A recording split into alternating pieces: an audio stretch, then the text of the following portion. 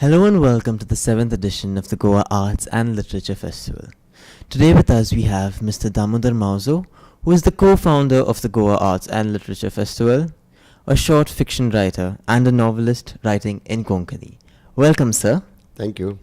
So, sir, first off, I would like to ask you, how did the Goa Arts and Literature Festival come into existence? See, way back I remember it was the year when we celebrated Bakibab Borkar, Goan poet, his centenary. So during that time, we had in mind to hold a literary conference. Then I met Vivek, we discussed this issue, and as I had written one article in which I mentioned that Bakibab Borkar had drawn a sketch of his own wife. It was an excellent portrait. So he said, so that means Bakibab Borkar had also a talent for painting. Why not we hold an art and literature festival? So that is how it conceived to be an art and literary festival.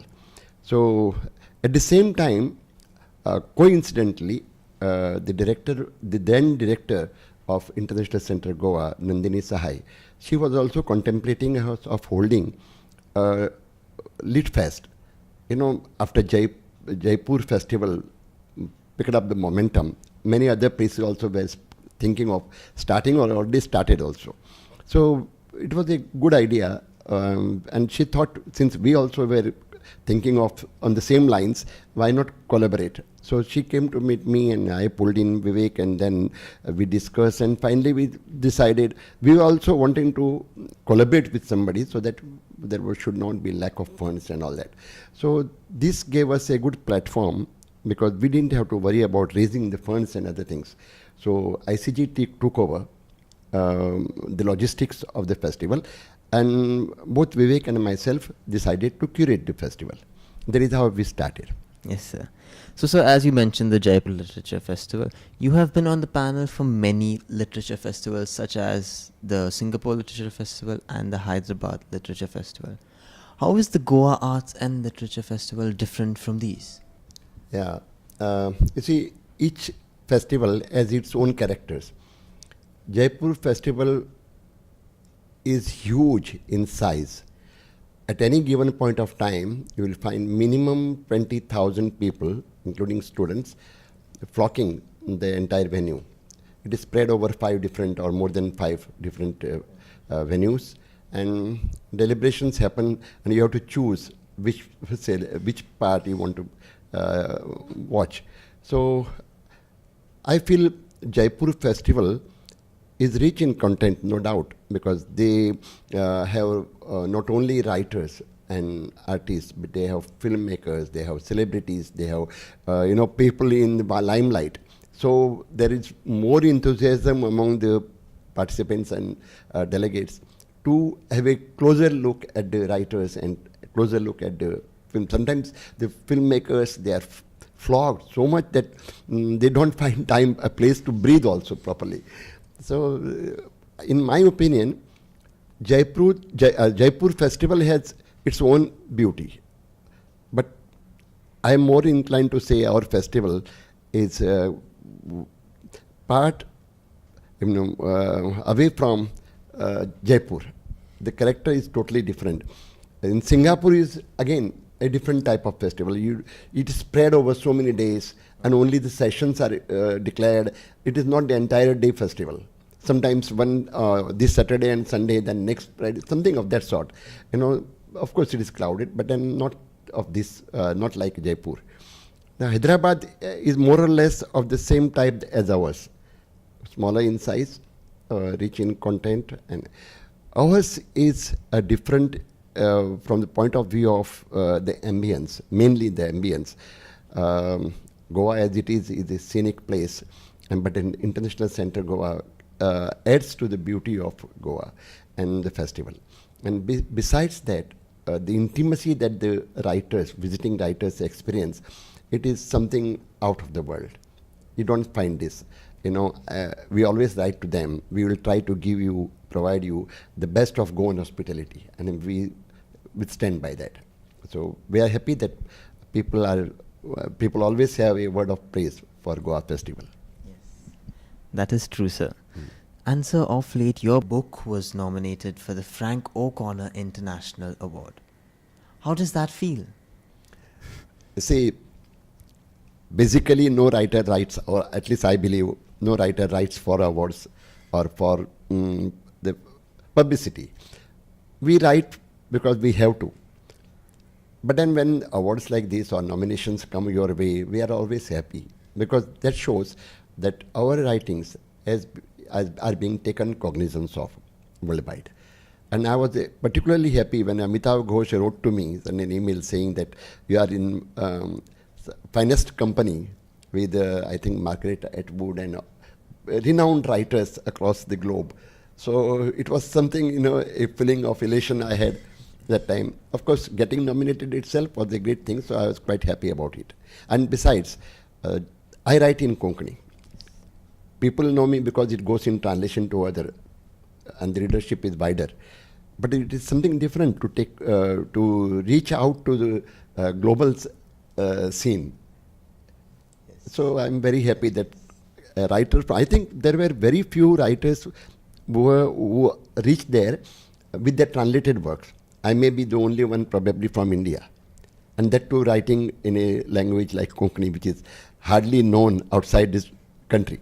But then I was very happy that Konkani literature could reach the international scenario. Thank you. That work was truly exceptional, sir. Yeah. Now, sir, what is your take on the present condition of Konkani in Goa? There are many issues with the Konkani language, such as the medium of instruction and, of course, the official language. So what is your take on this? See, Konkani has always suffered at the hands of history and geography. Geography because of diaspora. After the Portuguese advent, the people of Goa had to run away from Goa in exodus.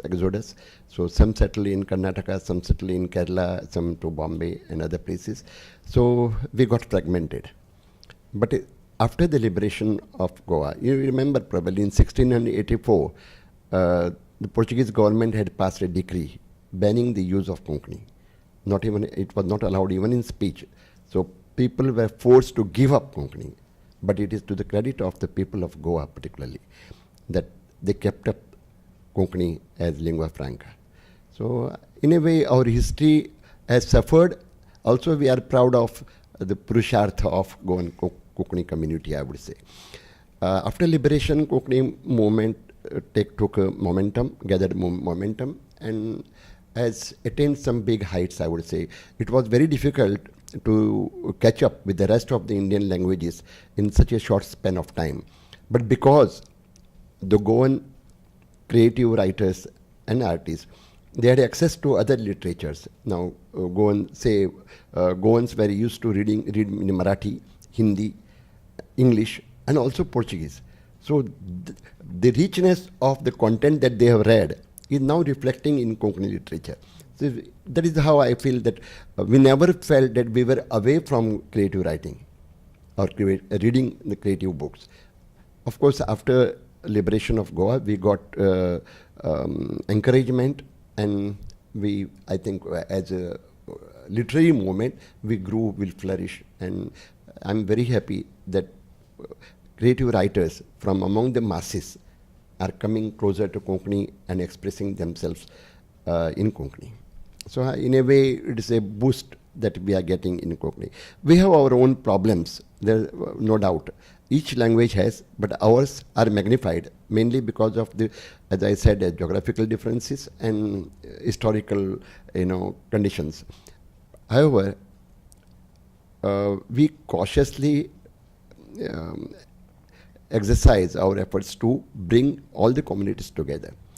Some people have wrong notions. They say, which Konkani? We have Konkani is written in 7 different dialects.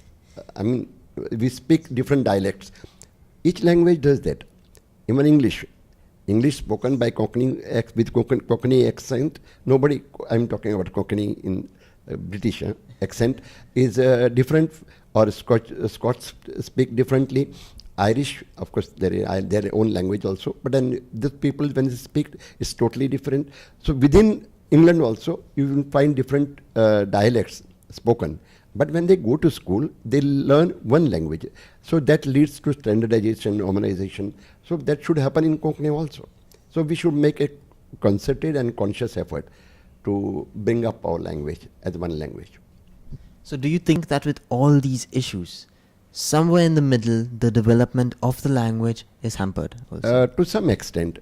I think every language has this problem. Now, in Marathi now, Dalit literature is asserting itself. It's a literature of resistance, revolt. You can see it, but then it enriches the language. So same way in Konkani, whether you write in Roman script or in Devanagari script, it doesn't matter. But one thing we should remember, no language can develop in multiple scripts. If you want your language to develop, you have to accept one script, whichever it is.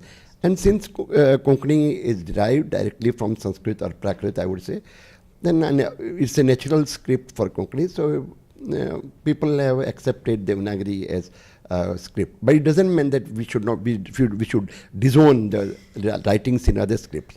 So we have some problems which can be sorted out by coming together by dialogues, by means of having a dialogue, which is not happening, which should happen. Sometimes the issue is politicized, which is also our bad luck. But then I'm optimistic, and I think we have a better future. We have great expectations from the younger generation, because in Goa, most people take an impression that doesn't matter if you don't know Konkani. All people who come from outside and settle in Goa, they can get away with Hindi, get away with Marathi, or get away with English. Say why should we learn a new language totally? But it's wrong. When we go to Karnataka, if we settle in Karnataka, we have to learn Kannada. If we go to Tamil Nadu, we have to learn Tamil. If we go to England, we learn English language, and we go to America, we learn American English. So same way, when people come and settle in Goa, they should pick up the language of the soil. It is absolutely necessary. And our people also should take pride in speaking Konkani. Not only speaking, also writing and reading. So now finally I would like to ask you to give a message to all the Goan writers out there. Yeah. See, I call myself a writer. I write in Konkani. But I prefer not to be called as a Konkani writer. That is, you are segregating. So I am part of Goa Writers Group, where English writing also happens, and I am part of it. So as a writer, I feel whatever language you write in, you are a writer, firstly. But of course, I take pride in my language, and I think every Goan should have that pride. The sense of pride is very important. The language should develop, should grow, and it is up to the younger generation. So I feel that our education in Konkani is very, very important.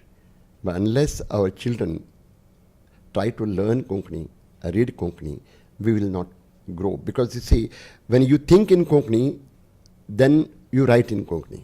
I can best express myself in Konkani because I think in Konkani, because I speak Konkani. And I feel very sadly, I should say, that those Goans who write in other than Konkani, I don't like to generalize, but on the whole, I see that they cannot express as authentically their views or their thoughts as in Konkani. Of course, it will be a bold statement. Some people might object to it, but show me some writers who have, excelled in English or in Marathi. It has happened before. Bakibab Borkar, Lakshman Rao Sardesai, yes. And it is happening now. We have Jerry Pinto from Goa originally, but he writes in English, excellent language. I mean, his writings are excellent.